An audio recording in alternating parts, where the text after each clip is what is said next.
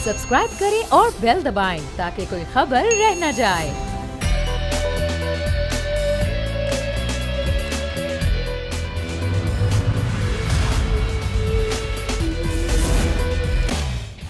बिस्मिल्लाहिर्रहमानिर्रहीम, अस्सलामुअलैकुम। Special show के साथ मैं सुमैया रिजवान आपको वेलकम कहूँगी और ईद की बहुत आपको मुबारकबाद। जिस तरह ईद का दिन होता है, हम कोई ना कोई स्पेशल शो करते हैं, स्पेशल गेस्ट हमारे साथ मौजूद होते हैं। तो आज के दिन की मुनासबत से बहुत ही स्पेशल गेस्ट हमारे साथ मौजूद हैं और आप उनको इतने अरसे से देख रहे हैं सियासत में।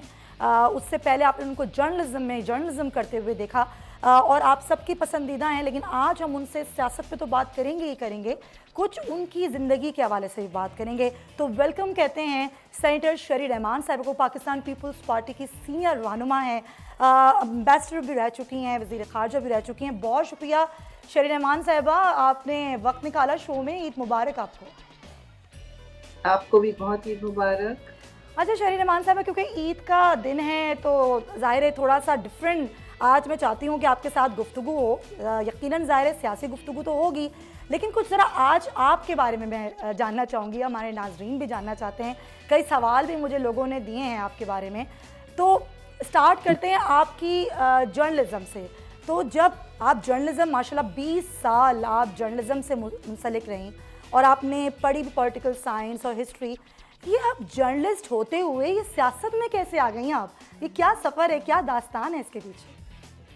जी बहुत शुक्रिया। और आपके सारे व्यूअर्स को ईद मुबारक। हम सादगी से मना रहे हैं क्योंकि जो आजकल हालात हैं उसमें मैं समझती हूँ यही अमल बेहतर है। लेकिन आपने मुझसे पूछा सहाफ़त से सियासत का सफ़र, ये बड़ा कठिन सफ़र है। और अभी भी आज भी मैं आर्टिकल लिख रही थी अपने दिल को बहलाने के लिए शायद लेकिन जो सहाफ़त है वो कुछ खून में ही बस जाती है अगर आप दिल लगा के करें। और सियासत भी ऐसी है, जब दिल लगा के करते हैं तो ही आप काम, मैं तो इसी तरह काम कर सकती हूँ। कोई आधा कमिट नहीं हो सकता या कोई मसलहत नहीं हो सकती। मसलहत तो खैर बहुत होती है, लेकिन एक जिसे कहते हैं ब्रॉड नजरियाती एक ढांचा जो होता है उसके मुताबिक काम हो सकता है। और इस सहाफ़त में यह है कि आपको बड़े मौके मिलते हैं सच की अक्कासी करने के, और फिर जिसे कहते हैं पब्लिक सर्विस में कोई ना कोई काम आने के लिए, और आप आवाज़ उठाते हैं मजलूम के लिए और माशरे में जो आपको नज़र आती हैं नाइंसाफ़ियाँ, और फिर आप जिसे कहते हैं ना ट्रूथ टू पावर, जो आप ताकतवर के सामने सच बोलते हैं, तब आपकी सहाफ़त में माने आते हैं और आपको फिर अपने काम से भी एक लगाव होता है। तो सहाफ़त के और जो जिन ज़माने में मैंने सहाफ़त की वो बहुत फर्स्ट ज़माने से, टीवी तो था नहीं, सिर्फ पीटीवी होता था, तो मुश्किल सफ़र रहा। तो मैंने कॉलम लिखना शुरू किया और उस दौरान कोई 2 साल थे बीच में। मोहतरमा शहीद ने मुझे से मेरी काफ़ी मुलाकातें होती रहीं, वही हमें ढूंढ के निकालती थी, वही प्रोग्रेसिव औरतों को अपने साथ रखना चाहती थी। और उन्होंने मेरी उनसे लंदन में अक्सर मुलाकात होती थी। 1 साल में वहाँ भी जाके रही मैं, कश्मीरी शॉल पर भी जी। तो वहाँ मेरी उनसे मुलाकात होती थी, घर आती थी और वहाँ बेशतर लोगों से मिलना मिलाना, ब्रिटिश कम्युनिटी, मुस्लिम जो वहाँ पे लोग थे नुमाया, सांजिना इंस्टीट्यूट सेटअप किया क्योंकि नेहरू सेंटर था, मुझे और कुछ नज़र नहीं आता था पाकिस्तान के लिए अनऑफिशियल जगह। तो ये बहुत चीज़ें ज़रूरी होती हैं, तो वो बड़ा उन्होंने मेरी वहाँ मदद भी की, बड़ी रहनुमाई की, बड़ा हौसला दिया। और फिर एकदम अचानक उनका एक ईमेल आया कि तुमने इलेक्शन के लिए रजिस्ट्रेशन की है कि नहीं। मैंने कहा ज़ाहिर है पाकिस्तान में मेरे लिए ऑब्वियसली नहीं ज़रूरी है। मैंने कहा खैर आप क्यों पूछ रही हैं, ये तो एक लोगों के लिए नॉर्मल सी बात है। मेरा सियासी घराना बिल्कुल नहीं है, लेकिन इलेक्शन में रजिस्ट्रेशन वो भी इतने सालों के बाद तो बंदा करता है। तो कहने लगी जब इलेक्शन होते हैं गैप के बाद, और हमारे यहाँ जो हालात हैं आपके सामने हैं, तो ये तो हमारा एक फर्ज है सिटीजन्स का और शहरियत होने का। तो उन्होंने कहा कि ये ज़रूरी है। मैंने कहा क्यों? कहने कि मैं चाहती हूँ तुम सेनेटर बनो। अच्छा। तो मैंने कि मैं उस वक्त में मुझे फिर उन्होंने एमएनए बनाया, कहने की नहीं ये सीटें खुल रही हैं तो ये मैं प्रेफर करूँगी इस वक्त। मैंने कहा उस वक्त एमएनए का डबल टाइम होता था ऑलमोस्ट, तो कहने की नहीं ये तुम कर सकती हो। फिर कोई आधा रास्ता तो होता नहीं है जिंदगी में, तो मैं सब छोड़ के पाकिस्तान वापस आ गई। साल की 1.5 साल मेरी फैमिली भी होते होते मेरे पीछे आ गई ट्रांजिशन में। तो इसी तरह हुआ और बस एक सख्त ऑपोजिशन का दौर था वो। जी हाँ। और इन अ सेंस बड़े अच्छे भी दिन थे क्योंकि हमने बहुत कुछ सीखा उस ऑपोजिशन में और इत्तेहाद बड़ा स्ट्रॉन्ग होता था, जज्बा भी बड़ा सख्त और इंसान को अपनी पहचान भी बड़ी समझ आती थी उस तरह के माहौल में ना। लेकिन पीपल्स पार्टी क्यों, क्या इंस्पायर किया? बीबी शहीद की स्ट्रगलिंग, उनका आपको ऑफर देना, या पाकिस्तान पीपल्स पार्टी आपको इंस्पायर, क्या वजह बनी? पीपल्स पार्टी को ही क्यों चुना आपने सियासत के लिए? जी बिल्कुल। एक तो देखिए हमारा मेरी नजरियाती सोच एक पीपल्स पार्टी से ही मिलती जुलती थी और है। अच्छा। अभी तो मैं आपको आज का भी बता सकती हूँ और उस वक्त का भी। एक तो मोहतरमा शहीद की पर्सनैलिटी थी, एक वो खुद बहुत ही मोतबर उनका और करिश्माती उनकी शख्सियत थी। उनको ना था तो बहुत ही एक मुश्किल काम था और फिर भी वो ना सुनने की आदी थी और इतना उनमें वो था तहम्मुल तबीयत में और उन्होंने मुझे ये तहम्मुल भी सिखाया। मैं आपको ये कहूँगी कि उस वक्त भी देखें पीपल्स पार्टी लेफ्ट की और सेंटर पार्टी थी, प्रोग्रेसिव पार्टी थी, एक सोच आगे की, एक खित्ते में अमन नंबर 1 बहुत बड़ी तरजीह होती थी। और इस नंबर 2 तो कोई नहीं, ये सब एक साथ ही मिलते थे। और जिना के पाकिस्तान को आगे ले जाना, भुट्टो शहीद के पाकिस्तान को आगे ले जाना, जो नजरिया बिल्कुल इनकलाबी नजरिया था उन दिनों के लिए कि मसावी हुकूक होने चाहिए। और ये जो है मेरे लिए बहुत कशिश रखता है ये मैसेज कि कोई इस रियासत में तफरीक नहीं होगी, आइन में हो ना हो। उस वक्त तो आइन भी इस तरह मुअत्तल हुआ होता था, आइन में हो ना हो।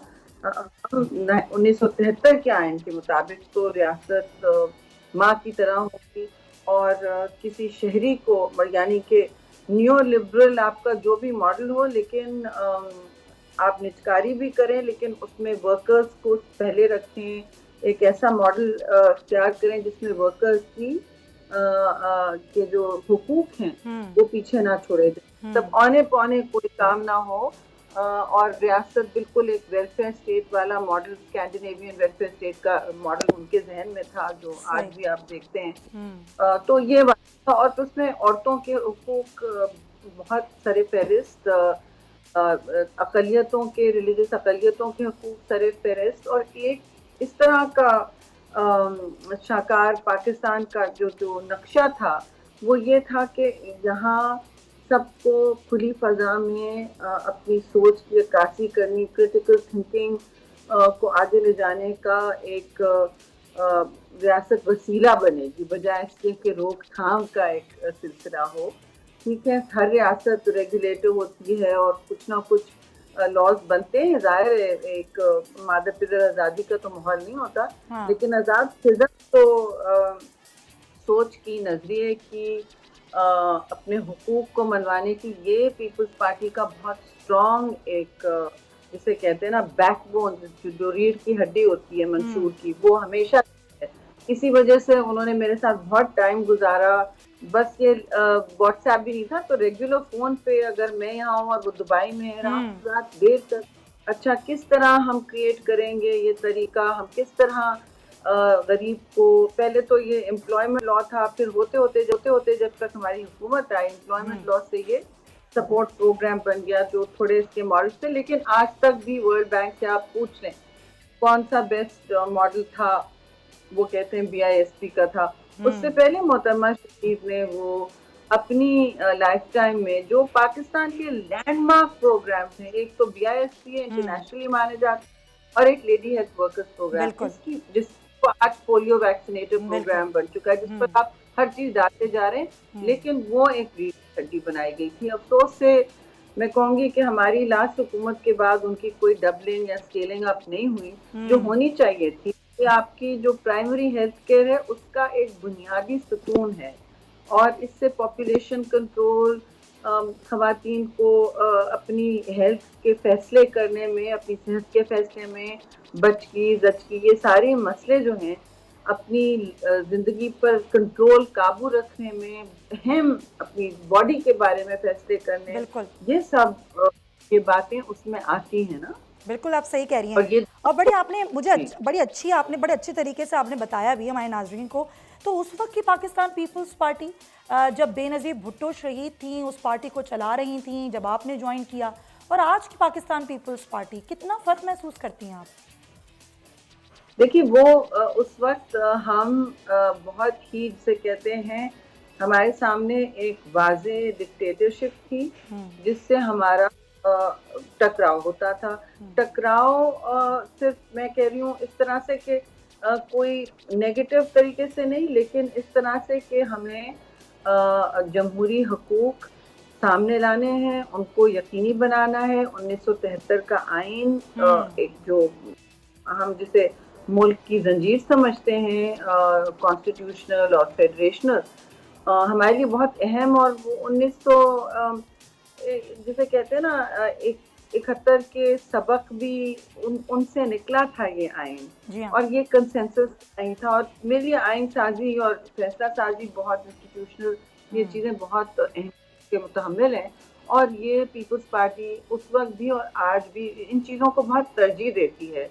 और ख़ासतौर से वफाकी ढांचे को एक, क्योंकि जिन जिन मरहलों से ये पार्टी गुजरी है और कोई पार्टी मेरी नज़र में नहीं गुजरी है, तो जो कुर्बानी देनी पड़ती है जमहूरियत को या वफाक को जमा करके समेट के रखना, ये और किसी को पता नहीं है। तो सौदेबाजी लोग बहुत आसानी से कर देते हैं या उसको तरजीह भी नहीं देते हैं, और आजकल जो 18वीं तरमीम की बातें हैं वो इसी तनाज़ुर में।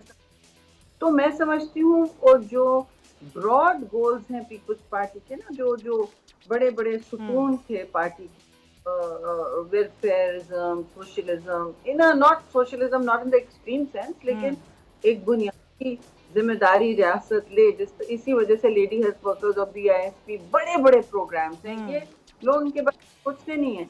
ये पाकिस्तान का पहला सोशल सपोर्ट प्रोग्राम है जो पाकिस्तान की तारीख में नहीं निकला। 18वीं तरमीम, चलिए ये नया इमरानी मुआहदा है जो फेडरेशन को जोड़ता है, देके और वसाइल देके सूबों को, यानी जमहूरियत को यकीनी एट अ लोकल लेवल बनाता है और सूबाई लेवल।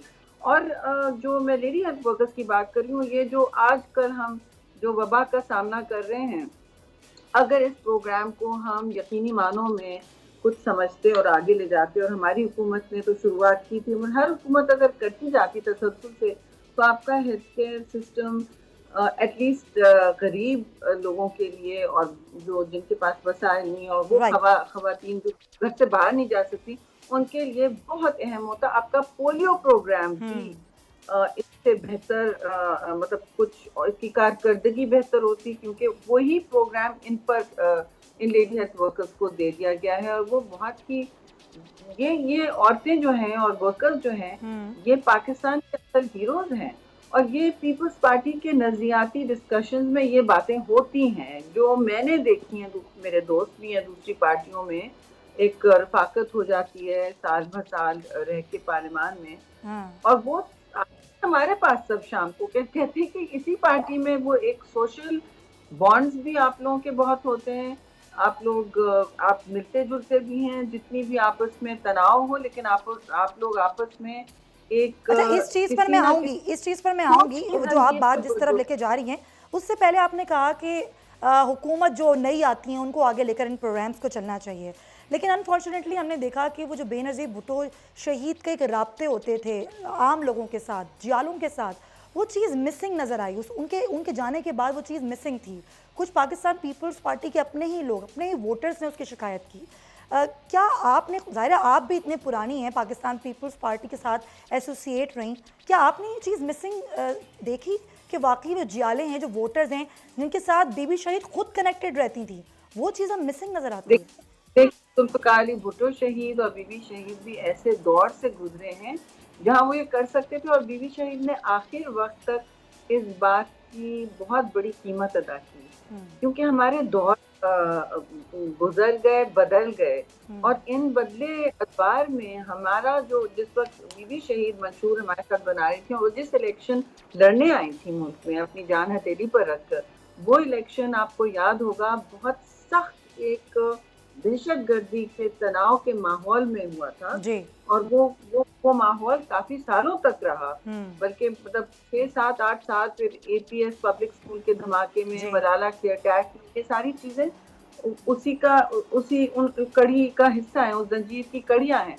और उस माहौल में वो शुरू हो रहा था, पाकिस्तान को इंटरनेशनली भी कठेरे में रखना था। और मुझे एक याद है वो जिसे कहते हैं ना, बुरा ख्वाब होता है, नाइटमेयर, घिनौना ख्वाब होता है। मेरा बीवी ये बात कर रहे होते थे कि ये ऐसा लगता है, नाइटमेयर शी का चेहरे, एक रात में सो के उठी बिल्कुल कि हमारी तरफ एक ट्रेन आ रही है और हम पैरालाइज खड़े हैं, जैसे होता है ना ख्वाब में। ऐसे जिसका मतलब बीवी शी का चेहरे, जिस तरह ये टेररिज्म की ट्रेन आ रही है, मैं था हम कुछ कर नहीं पा रहे हैं। तब उन्होंने कहा कि नहीं, मैं आऊंगी जरूर और मुझे ही लड़ना पड़ेगा। किस मर्द हजरात ने ये जसारत और जुर्रत की? बाकी सारे लीडरान थे मुल्क में, ये वो वाहिद लीडर और खातून, और वो खुद उस दहशतगर्दी का शिकार हो गई।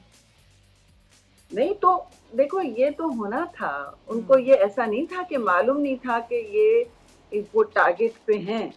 भाई जब जिस दिन वो लैंड पाकिस्तान में इतनी लंबी तवील जलावतनी के पास वापस आई, तो हमने जो प्लानिंग की थी महीनों से और 3 हफ्तों से प्लानिंग थी कि हम किस तरह उनको एयरपोर्ट से लेंगे, कौन ट्रक पे होगा, कौन रोटेशन में होगा, ये सारी बातें हम पार्टी ने प्लान की हुई थी और बड़े जज्बे और जुनून से, जुनूनियत के साथ प्लानिंग की थी। एक एक चीज, एक मिनट प्लान था, कहाँ रुकेंगे, कौन, ट्रक पर ट्रक, इंटरनेशनल से लेके पाकिस्तान के लोग, जर्नलिस्ट। मैं इंफॉर्मेशन सेक्रेटरी थी बीबी की, तो मेरे घर के सामने बड़े ट्रक ट्रेलर्स खड़े होते थे, फ्लैट ट्रेलर्स, उन पर ग्रिल्स लगा के, रजिस्ट्रेशन के साथ, कोई 25 आई डोंट नो कितने हजार जर्नलिस्ट हमने उन ट्रक ट्रेलर्स पे निकाले, ताकि वो पीछे रह जाए और उनको एक्सेस मिले उनके कैमरास को, उनको कोई ना कोई, और रोटेशन में कि कौन ट्रक पे आ सकेगा इंटरव्यू के लिए, मतलब एक इक्का दुक्का करके हर ऑर्गेनाइजेशन को एक एक मौका देके। तो बड़ी एक्सरसाइज थी। उसका क्या बना भाई, वो तो इतना जो हमने बाहर देखा एयरपोर्ट के, हम तो पहुंच नहीं पाए, मुश्किल से पहुंचे उनको लेने। फिर वहां से जब निकले तो वो तो समंदर था लोगों का, जो हमने जिसकी प्लानिंग नहीं की थी ना।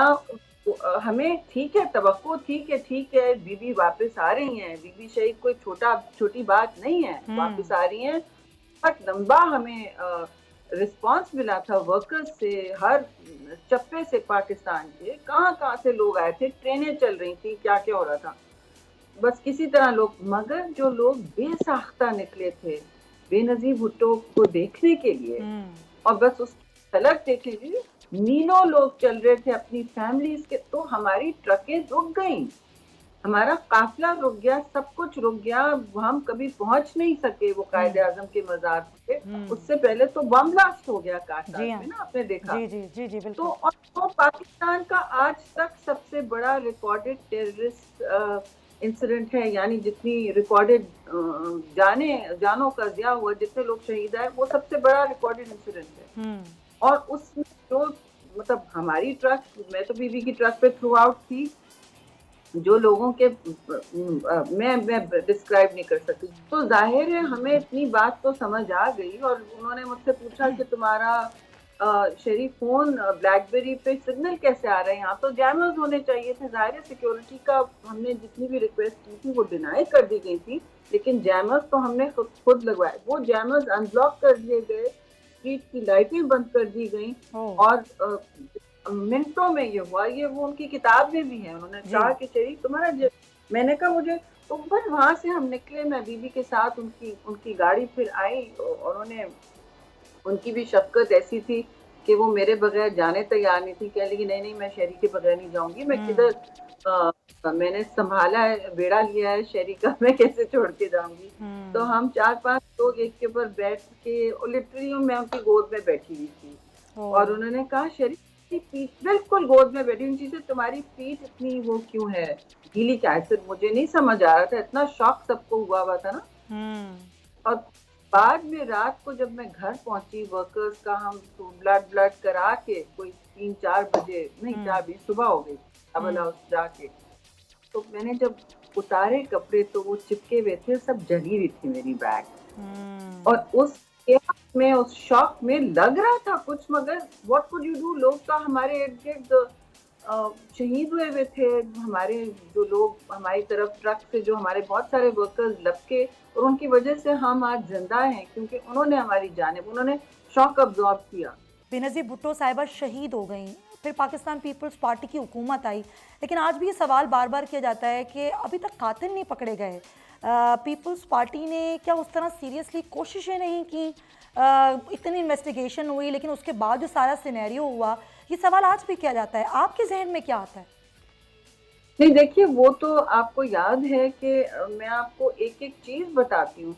आपको याद है कारसाज के ही सानहे की तरह, जिसकी एफआईआर मैं खुद कायम अली शाह के साथ गई थी रजिस्टर कराने थाने में, वो फौरन जाए वकुआ पर पानी फेर दिया गया था। क्या इन्वेस्टिगेशन, ये तो कवर अब दोनों के दोनों धड़ाधड़ हुए थे, धड़ाधड़। जो पाकिस्तान और मैं सिर्फ बैनुल अक़वामी दुनिया की तारीख में ऐसा नहीं हुआ कि मुल्क की ट्वाइस इलेक्टेड प्राइम मिनिस्टर को इस तरह लियाकत बाग से निकलते हुए, मैं उनकी अपनी पीछे की गाड़ी में थी और वो जिस तरह ब्लो अप हुआ, जाए वकुआ जो थी उसको मिनटों में उस पर पानी का जो जी धो दिया गया।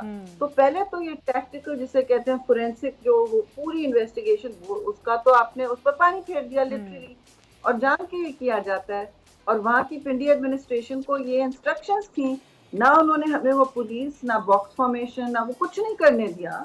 मुझे याद है वो कमर कैरा जिसने रोकी थी, हमारी काफिला रोका, 4 गाड़ियां बीबी की मेन गाड़ी के इर्द गिर्द होनी थी, एक पीछे, एक साइड में, एक दूसरे साइड में, एक सामने, लेकिन ऐसा नहीं हो रहा था। बार बार पुलिस भी नहीं आई, ना उनको बुलेट प्रूफिंग की वो जो एक्स्ट्रा कैमरा जरूरत थी वो भी नहीं इजाजतें दी, ना प्राइवेट इंटरनेशनल गार्ड्स की। क्यों? She was an international figure, उनको उनका हक बनता था, लेकिन वो नहीं हमको अलाउ किया। हाँ कह के कि आप आ जाएं। फिर जनरल मुशर्रफ ने कहा आप इलेक्शन, तो कहने की मैं तो इलेक्शन लड़ने ही आई हूँ, मैं आपसे किसी बैकडोर से तो नहीं आई हूँ मुआहदा करके अपने आप को, सारी जिंदगी की स्ट्रगल, मेरे वालिद की स्ट्रगल, मेरी पार्टी कारकुन की स्ट्रगल, वो तो मैं गद्दा नहीं करने आई हूँ, उसको तो मैं नहीं वादा करूंगी, और नहीं मैं आऊंगी और जो करना है कर लो। अब वो करना है कर लो, तो हमें, हमारा एक है पीपुल्स पार्टी में है ये सोच है कि ठीक है, जितना आप जबर और करोगे उतना आपके सामने और खड़े होंगे। और नजरियाती काफी हैं उनके जो ऐसा करते हैं, और उसमें लीडरान भी कुछ मौजूद हैं, उसमें उनके बेटे भी हैं। तो ये सारा उस वक्त, फिर जब आपने जाए वकुआ धो दी, धो धुला के, फिर अगले दिन हम पूछ रहे हैं कि भाई पंजाब पिंडी की वो थी एडमिनिस्ट्रेशन, नॉट इस्लामाबाद। हमने उस वक्त भी बहुत कोशिश की एड़ी चोटी का, फिर हमारी बाद में महीनों बाद हुकूमत आई, उसमें भी अदालत में केस किया तो उन्होंने हमको लिटिगेंट नहीं बनने दिया, यानी आपका हिस्सा नहीं बन सकते। फिर भी तो इन्वेस्टिगेशन थे, जाहिर है आपके पास आप कुछ तो कर सकते। तो इन्वेस्टिगेशन के जरिए जो हमारा पहले ख्याल था कि, आपको याद है उस वक्त बैतुल्लाह महसूद ने एक स्टेटमेंट भी दिया था कि मैं इसमें मुलव्विस नहीं, उसकी जो पकड़ी गई थी, जो भी रिकॉर्डिंग, तो उस वक्त ये शायद नहीं है। अच्छा शहरी साहबा, मुझे आपकी आवाज़ ठीक नहीं आ रही है, ब्रेक में ले लेती हूँ, ब्रेक से वापस आएंगे तो कुछ ये बात तो करेंगे ही, लेकिन आपकी बचपन की ईद कैसी होती थी इस पर ही बात करेंगे। करंट जो सिचुएशन है सियासी, वो किस तरफ जा रही है, उसको शहरी रहमान साहबा कैसे देखती हैं? ब्रेक के बाद स्टे विद अस।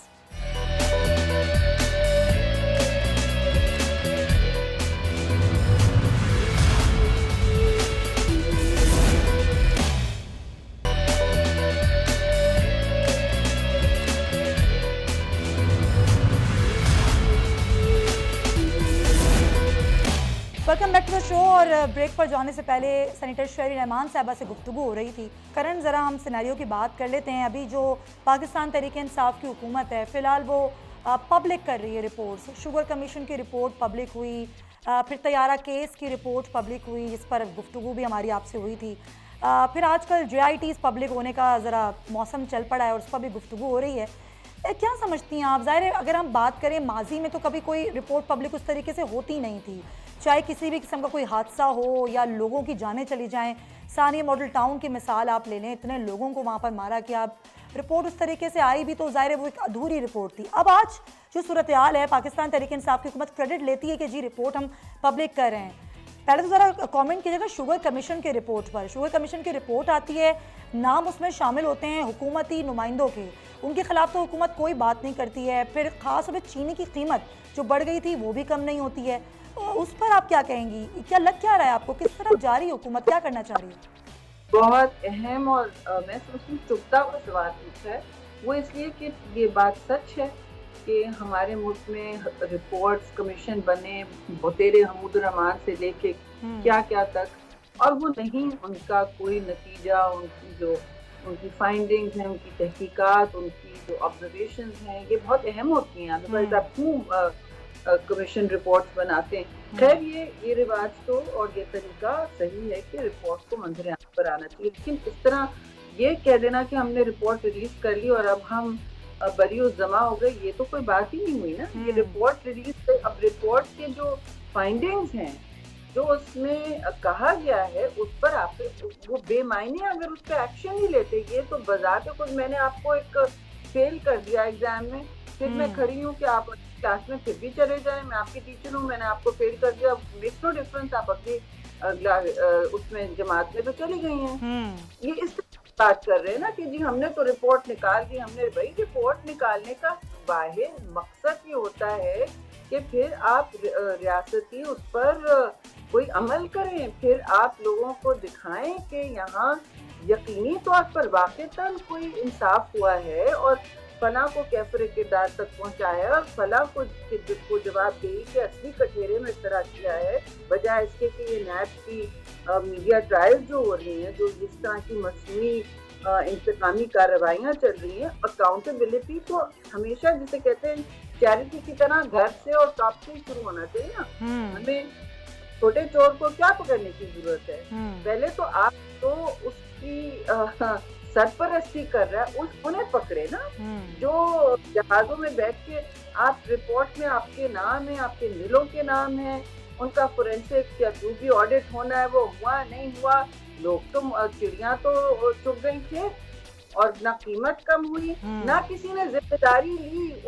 उसके दो मराहिल थे उस शुगर कमीशन रिपोर्ट के, जो जिसकी साफ है कि किसी ने जिम्मेदारी ली इस बात की कि जी ये एक्सपोर्ट क्यों हुई, जब अगर शॉर्टेज है आपको नजर आ रही है तो एक्सपोर्ट कैसे हुई? भाई ये तो एक हर साल एक प्राइस फिक्सिंग पूरा मरहला होता है, जिस सपोर्ट प्राइस होती है, सब्सिडी देनी है नहीं देनी है, ये सारी बातें होती हैं और ये बहुत बड़ा मरहला होता है, PM हाउस में ही होता है, होना चाहिए कम से कम। और यहाँ इसी में हुआ, अब ECC की हेड हुकूमत ही होती है भाई, और बाद कॉमर्स मिनिस्ट्री के उस वक्त हेड यही थे, प्राइम मिनिस्टर ही थे, तो कौन इस चीज की जिम्मेदारी ले रहा है? उसके बाद बाकी फूड ये वो सबका म्यूजिकल चेयर गेम, जानती है ना, बच्चों को म्यूजिकल चेयर खिलाते हैं, एक कुर्सी से दूसरी कुर्सी पे बैठ जाता है, ये म्यूजिकल चेयर्स का गेम हुआ।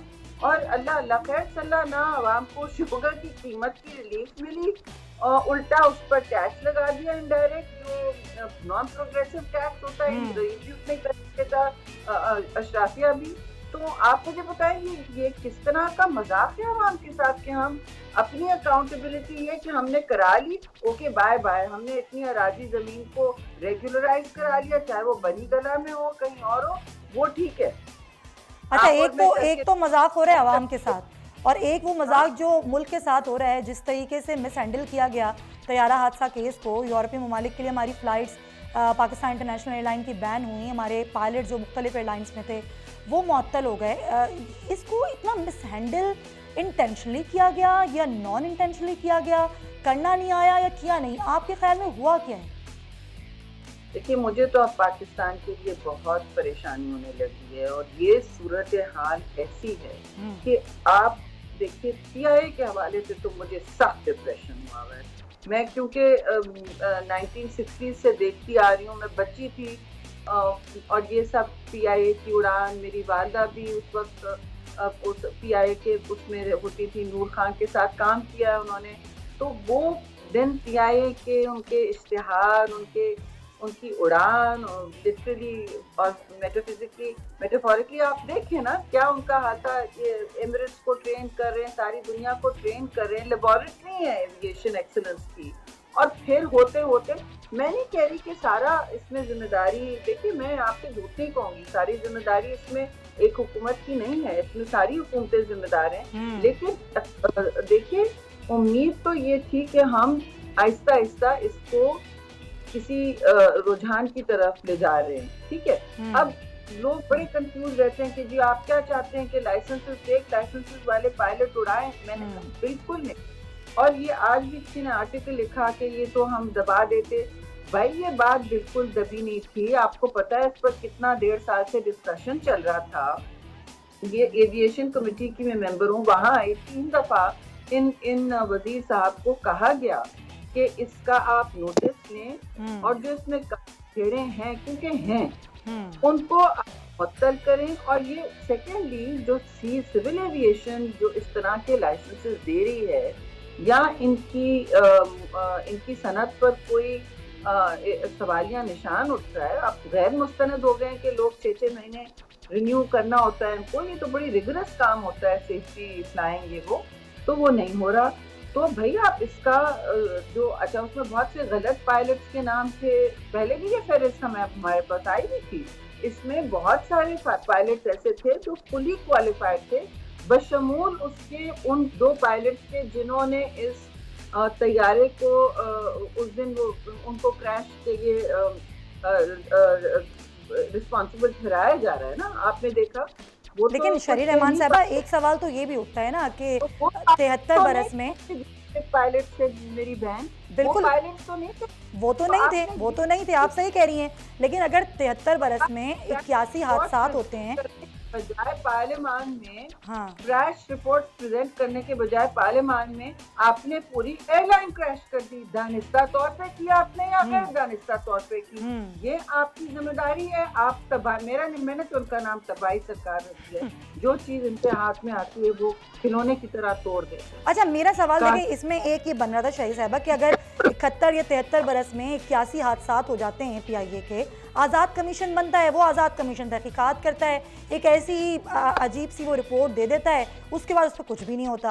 आपको नहीं लगता कोई तहकीकाती इदारा होना चाहिए प्रॉपरली जो तहकीकात करे कि भाई किसी भी एयरलाइन में इतने हादसा नहीं होते, यहाँ पर इतने हादसा क्यों हो रहे हैं, क्या वजह है इसकी, कमी क्या है? ये सवाल पूछे कि रेलवे में आए दिन इस साल तो ऑलमोस्ट लगभग छोटे और बड़े 100 गिनवा रहे हैं इंसिडेंट। रेलवे वर्कर्स खुद वो बता रहे हैं कि हमारे ट्रैक्स वो सीधा हो चुके हैं, खासतौर से मुल्तान सियालकोट जो एक उनका रन है, वो कह रहे हैं हम बार बार कहते हैं कि इनको जरा सा आप वो कर दें, ठीक कर दें, रिपेयर कर दें, ये अनसेफ है, बहुत ही अदा ना करे आगे कोई हादसा हो। लेकिन आए दिन रोज शालीमार एक्सप्रेस, मशहूर एक्सप्रेस मेरे बचपन से चल रही है, इसको बंद होने का अब पूरी रेलवे तो इनकी भी तहकीकात होनी चाहिए, यानी कि पीटीडीसी जो जिस पर आपका टूरिज्म चलता है, 4,500 आपने 450 आपने पीटीडीसी के एम्प्लॉइज को कोविड के दरमियान बरतरफ कर दिया कि नहीं। और वो जो प्रॉपर्टीज आप बेचेंगे वो रोजवेल्ट होटल से तिगरी होंगी और इसका भी किसी को पता नहीं है किसको मिलेंगी, कौन इनके दोस्त अहबाब, अंदर खाने तय होगा, जो बिडिंग होगी, क्या प्रोसेस होगी, कौन सामने आएगा, कौन सी शेल कंपनी होगी, इनके सारों के नाम रोजवेल्ट से लेके पीटीडीसी तक आए हुए हैं और पाकिस्तान का जेवर और चांदी इस तरह बेचा जा रहा है औने पौने। शरीफ साहब अब मुझे ब्रेक लेनी है, शामिल करनी है, वापस आएंगे। कोविड को किस तरह डील किया हुकूमत ने, इस पर तो बात करेंगे। शरीर रहमान साहब का बचपन कैसा होता था, ईद कैसी होती थी बचपन की, ज़रा उस पर भी बात करना चाहूँगी, थोड़ी बचपन की यादें ताज़ा करेंगे। स्टे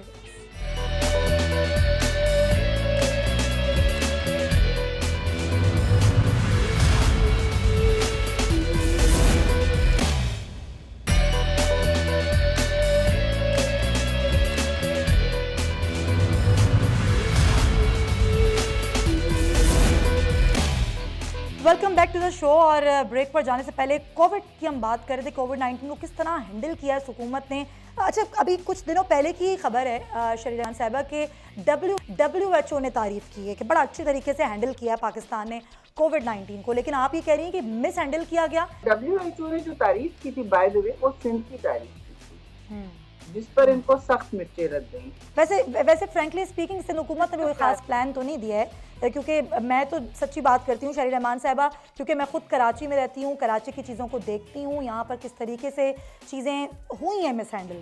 लेकिन कराची के हेल्थ मिनिस्टर, मतलब सिंध की हेल्थ मिनिस्टर ने ये बार बार कहा था कि कराची के अस्पताल भरेंगे, पूरे मुल्क के अस्पताल भरेंगे, हमें कैपेसिटी बनाने का टाइम और स्पेस दें। और वो टाइम और स्पेस इस तरह की वबा में कैसे लिया जाता है? वो इस तरह लिया जाता है कि आप लॉकडाउन कर लें। लॉकडाउन की वजह एक for the sake of lockdown नहीं होती, वो टाइम और आपको जगह स्पेस देती है कि आप जल्दी से इसके लिए इंतजामात करें, ट्रांसमिशन रेट को कम करें, टेस्टिंग बढ़ाएं उस टाइम में, और अपने हेल्थ सिस्टम को बर्डन ना होने दें। ऐसा आपने होने नहीं दिया। राइटली वो जो लॉकडाउन सिंध हुकूमत ने शुरू में किया था, अगर उसको एक्सटेंड किया जाता तो ये चीज़ रोकी जा सकती थी। Rightly point taken.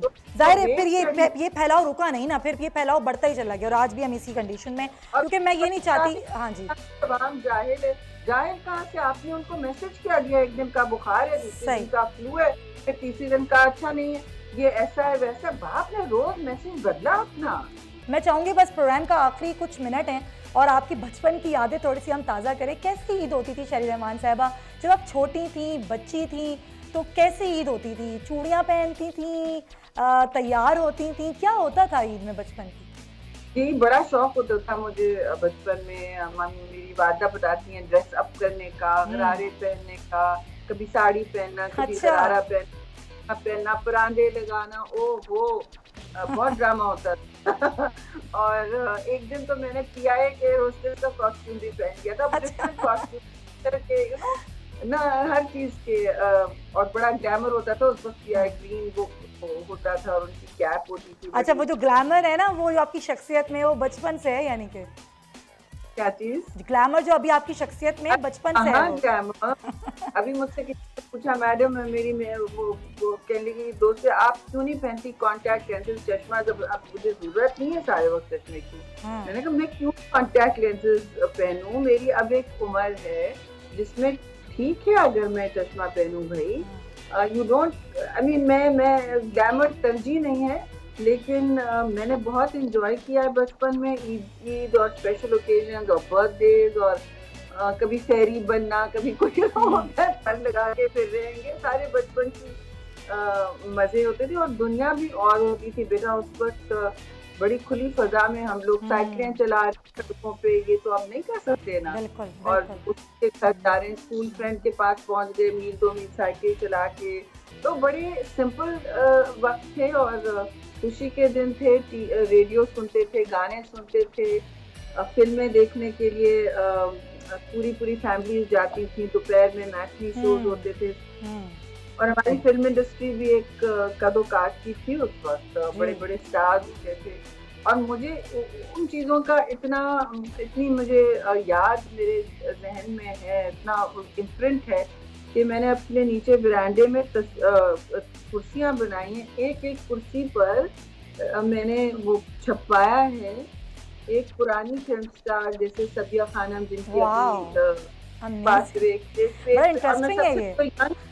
उनसे क्विज करती हूँ, ये कौन है? अच्छा ये नहीं पता, नहीं सुल्तान, एक वहीद बुरा, मैडम नूरजहां, इस तरह से 12 मैंने कुर्सियां बनाई। क्या बात है, बड़ी इंटरेस्टिंग आपने मुझे बात बताई है।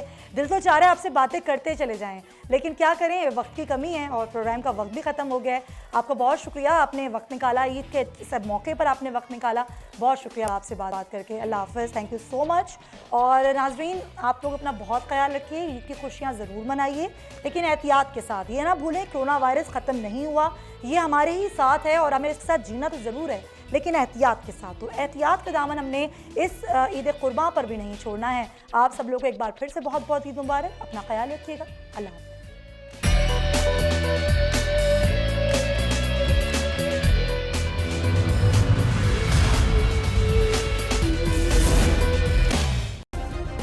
सब्सक्राइब करें और बेल दबाएं ताकि कोई खबर रह न जाए।